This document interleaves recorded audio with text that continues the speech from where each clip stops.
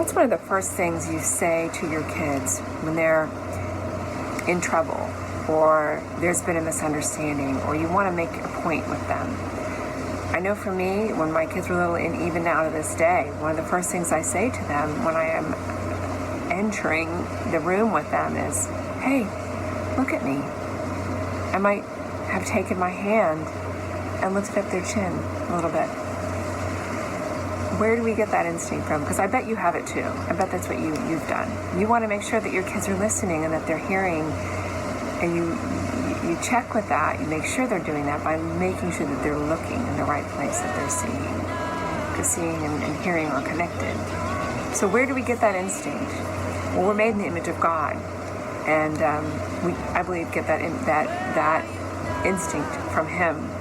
Psalm 3:3 says, but you, O Lord, are a shield for me, my glory and my honor, and the one who lifts my head.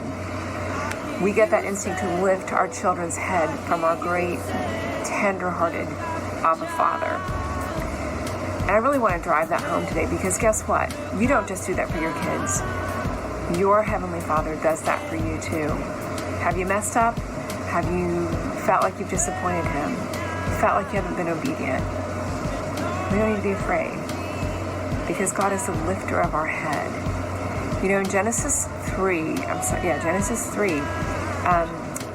was the fall, and God cursed the serpent, right, at that point. And He said, on your belly you shall go, and dust you shall eat all the days of your life. But what does that mean? That means that the snake was bound, cursed, to be looking down at the ground all the time. That was the curse. It's no mistake that in Luke, the Gospel of Luke, there was a woman who was bent over. She was crippled, and Jesus healed her, and she stood up after she was healed. It says that she was stricken by and put in bondage by a demon, and when Jesus healed her, she stood up and looked at Him and praised Him. It says that the praise was overflowing from her.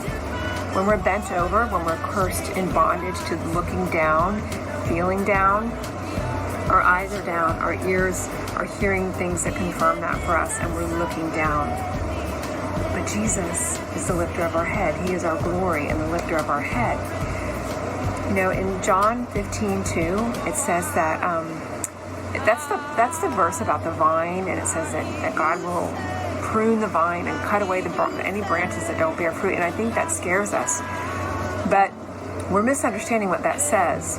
In another translation, in the Passion Translation, it actually says, He cares for the branches connected to me by lifting up and propping up fruitless branches.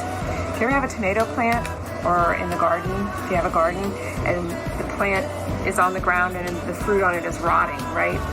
What do? You lift it up. You tie it up so that it can feel the sun, get the sun, grow, and be fruitful and produce, right? So God is not the one that cuts us down. He's the one that lifts us up. So we don't need to be afraid of our Heavenly Father any more than we want our children to be afraid of us in that way. I don't believe our Abba Father wants us afraid of Him in that way. So look up and know that He is the lifter of your head. Psalm 3:3.